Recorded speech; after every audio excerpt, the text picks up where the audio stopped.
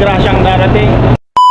Kanina, may isang guard na nagsabi sa akin ng kakaiba. Paano kung totoo nga, ganito yung nangyari? Nakita kong pusa sa basement. Tahimik lang siya, parang nag-iisa. Bala ko na sana siyang lapitan. Pero may kukunin pa akong order. Sabi ko, babalikan ko na lang. Pagbalik ko, eto nakita ko na si Chip. Medyo nag-alangan ako kasi baka bawal. Kaya nagtanong muna ako, Chip, baka pwedeng pakainin ko yung pusa. Sabi niya, oo naman, kawawa din sila. Tapos doon niya na sinabi na pag nagpakain ka doon ng pusa, ibibless ka. Hindi ko naman inaasahan yun kung may blessing o wala. Sinabi ko na lang kay Chip na sana nga basta masaya ako sa aking ginagawa. Paglapit ko kay Ming, dala-dala ko na yung pagkain. Akala ko talaga isa lang siya, pero nung tinawag ko na siya, ang dami pala nila. Isa pala silang buong pamilya. Nagtatago lang pala yung iba. Nagtatakbuhan sila papunta sa akin. Ang saya nila tingnan.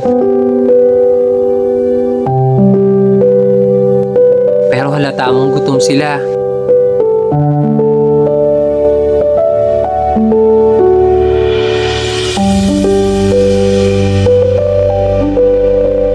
Bumalik pa ako sa motor para kumuha ng dagdag pagkain. Dami pala nila din. Kahit nagmamadali, hindi ko sila maiwan agad.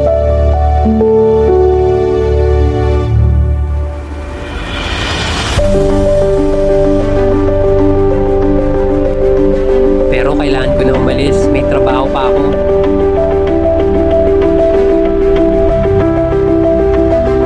Bye mga Ming, enjoy na lang sa pagkain nyo.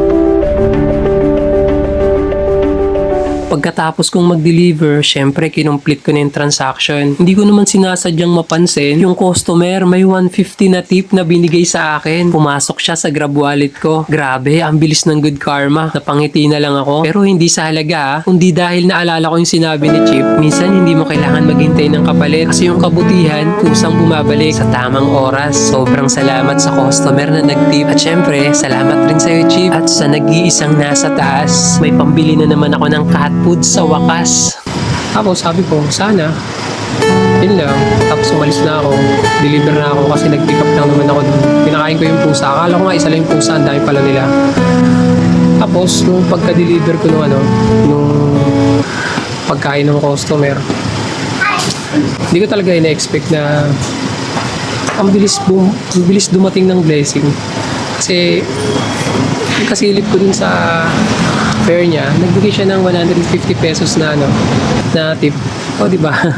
Kahit ka ng pusa daw, may grasyang darating. Ano yung mga foreigner Sana. Pagkain sila Sana, Chip. Hindi nila kilala yung